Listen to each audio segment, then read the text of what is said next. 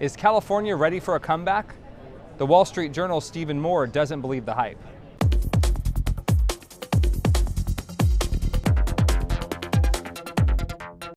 There's been all this talk about the California comeback and how Jerry Brown's the great savior for California. Is it so?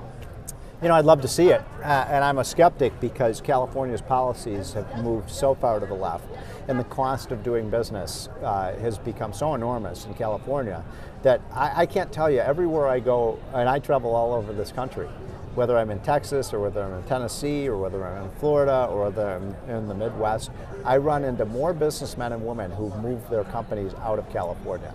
And they've said it's taxes, it's environmental policy, and it's regulations that are just, these men and women always say the same thing. They say, as a businessman or woman, I felt like I was a criminal class in California. So I am skeptical. Now look, there is a mini recovery right now because they had a huge tax increase. It was retroactive. So for now, California is awash in revenues because of this big retroactive tax increase.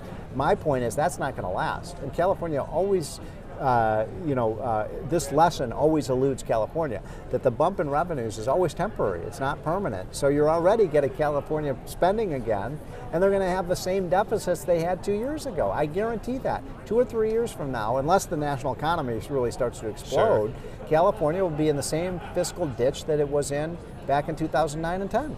If you could wave your magic wand, what would be the prescription to flat tax? Flat tax. You know, California, this is something Art Laffer and I talk about all the time.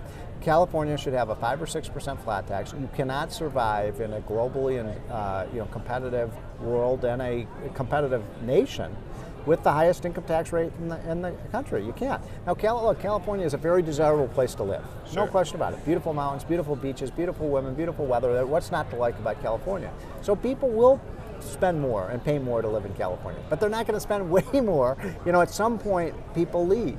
And I think that is happening now. I mean, the best example that I always use is, these are rough numbers, they're not exact, but in the last 5 or 6 years, California has lost 1 million jobs and Texas has gained 1 million jobs.